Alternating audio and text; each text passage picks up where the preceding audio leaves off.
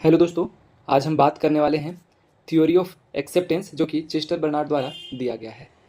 Chester Barnard का कहना है कि बर्नार्ड ने वेबर और फ्योल के द्वारा जो सिद्धांत दिया गया था कि इस बेसिस पे एक्सेप्ट किया जाएगा किसी अथॉरिटी द्वारा अधीनस्थ को, उसको खारिज करते हुए चेस्टर बर्नार्ड ने कहा कि किसी भी बात को एक्सेप्ट तभी किया जाएगा जब अधीनस्थ उसे स्वीकार करते हैं, मतलब उनके एरिया में आता है।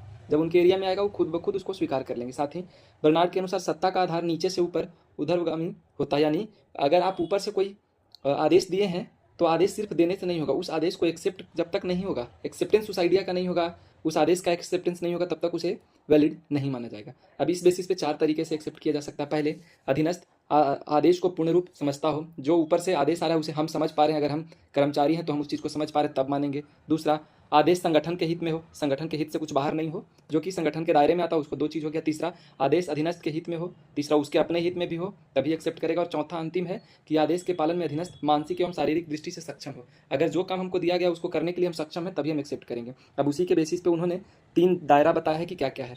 पहला है जोन ऑफ एक्सेप्टेंस, जो कि आपको यहाँ दिख रहा होगा, जो ग्रीन जोन है। इसमें क्या है कि कंपनी या संगठन के अंदर से कोई भी बात कही जाती है उसे एक्सेप्ट किया जाता है बिना क्वेश्चन मार्क के। दूसरा जोन आता है जोन ऑफ इंडिफेंस। इसमें क्या है कि कुछ क्वेश्चन मार्क के साथ, जैसे क्यों करे, क्या कारण है, इस टाइप का करके, मतलब एक क्वेश्चन मार्क लगा के आप एक्सेप्ट कर सकते हैं। जैसे कि कुछ कंपनी से हट के, मान लीजिए हम कंप्यूटर ऑपरेटर है और हमको बोल दिया गया कि आप इसके अलावा एक काम, कुछ और काम दे दिया गया, तो हम ये सोच के कर सकते हैं कि चलिए पहली बार बोला गया तो कर लेते हैं, या फिर अगर हम एक्सेप्ट करना चाह रहे हैं तो एक्सेप्ट करके कंप्यूटर के अलावा भी कोई काम कर देंगे।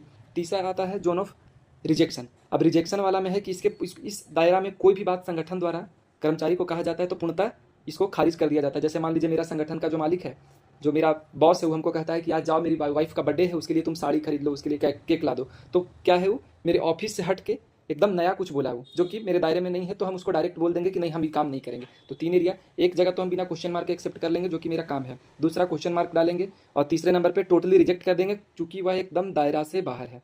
और ये जो 4 कारण बताए गए हैं, इस चारों के बेसिस पे इसको एक्सेप्ट किया जाएगा। धन्यवाद। ऐसे ही और भी बहुत छोटे छोटे टॉपिक को मैं लेके आऊँगा और अलग अलग थ्योरी को। Thank you.